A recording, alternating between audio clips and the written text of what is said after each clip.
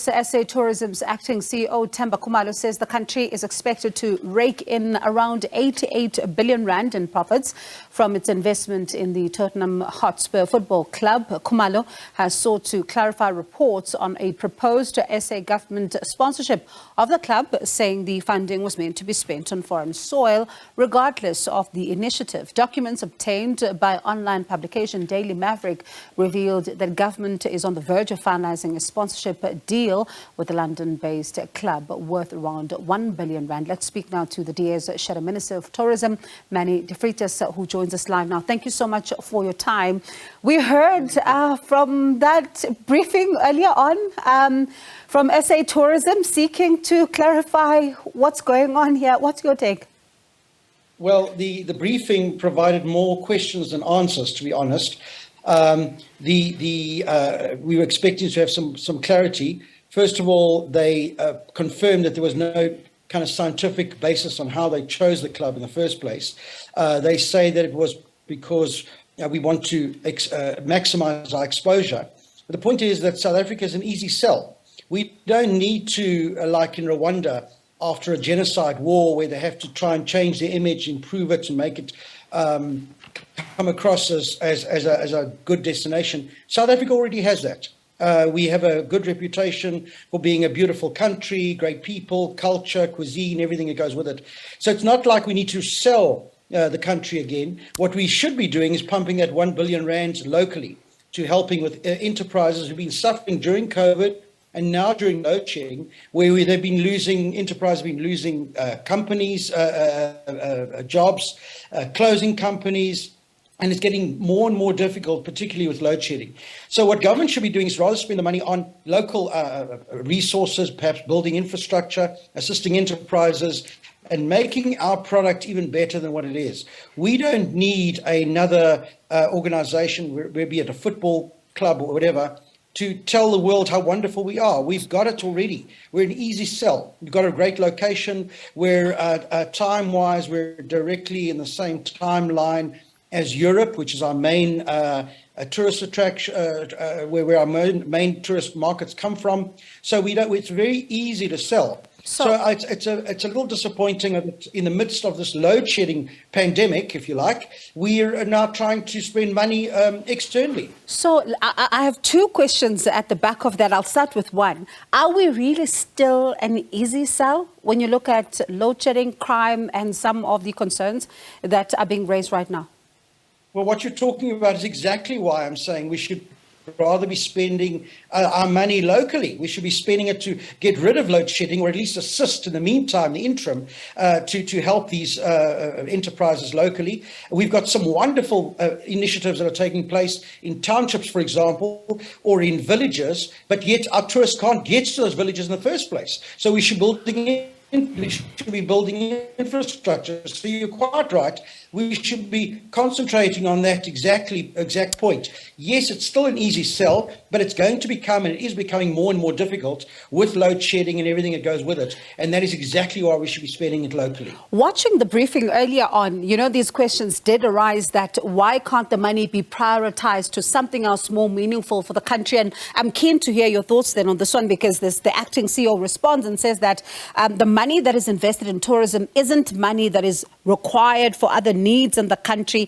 There are departments that are dedicated to that. And he says that this is money that, for them is within their mandate. They need to then be spending it and be making sure that we do get a return of investment. And as he mentioned there, that we could be seeing up to 88 billion rand possibly as a return for investment. So how then do you respond to that? Because he says that what they have is not supposed to be going elsewhere. There is the Department of Sports, Arts and Culture that is meant to be taking care of all those other things that relate to sporting codes. Well, I'm not talking, I've never mentioned the Department of Sport. This is money that is within South African tourism, and he's quite right. Yeah. But there's nothing that forces him to spend it on a soccer team, which, by the way, the last time they won any silver was like 15 years ago. What he did confess is that there were no other clubs ahead of Tottenham Hotspur. And so they picked this one because it's kind of the only one that's left. I mean, essentially, that's what we were saying. There was no scientific basis. There was no way of analyzing and making the decision more scientifically. So it's very concerning that it's just being spent this way when it could be spent in other ways. So he's quite correct, but there's no reason to spend it elsewhere. Let's spend it on wonderful initiatives that are taking place all over the country. And I'm not talking about big corporations. I'm talking about the small one-person bed and breakfast, for example, that could easily need assistance against load shedding and mitigate against that, as an example. So I think it is tone deaf and quite frankly insulting for South Africans that in the midst of this load shedding crisis, which I call actually a pandemic, they want to spend R1 billion elsewhere. He talks about these percentages; they've been made up. He's presuming that all this money is coming in. But the point is, if you look historically, even in just the last year, our tourism has been growing steadily without the help of a soccer team or anything else telling the world about South Africa. We just need to market ourselves, tell people about the destination, and people will come, provided we make sure we have infrastructure, our load shedding woes are sorted, and so forth. So I'm still unconvinced as how this soccer team or any soccer team will help us. Now, are you still, as the Democratic Alliance, going to still be sending a team to check? Because they said to us this morning that it was a bit confusing that the board is still going to, of course, has given the conditional approval here, but it's not yet approved until there's visits, until there's answers that are then, provided here. So are you still then going to be sending a team in order to do that fact finding so that we at least become a little bit more wiser to know the numbers and what exactly is going on here? We have sent we phoned the management of the soccer football club, and they just said they have no comment and they don't wish to see us, and that's fine. We find it a bit odd. So they don't want to see us. And you immediately have questions in your head, why is that the case? But certainly what we also discovered is that there has been a team there. And in fact, Mr. Khumalo this morning actually confirmed that they had been there on a fact-finding mission, had been to the stadium, and some board members had been there.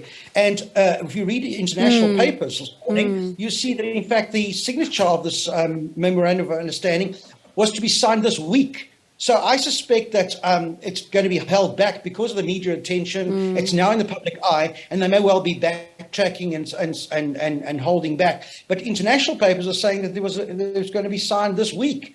So it was going to be done almost kind of in a sneaky way. And before you know it would have been signed and we would have had that commitment. So I'm glad there's media attention because now we can actually interrogate. And those are things that I've already submitted questions to the minister to ask what is going on, because there is confusion, and we need to get to the bottom of this. This is taxpayers' money. And a lot of confusion, a lot of questions, a lot, as South Africans really do want to understand how all of this is going to work. Of course, some are saying that they do understand the mandate here, but I suppose, as you say, let's see then if your questions are answered and get a sense of how this is going to go. Thank you so much for your time, Manny. Do appreciate it.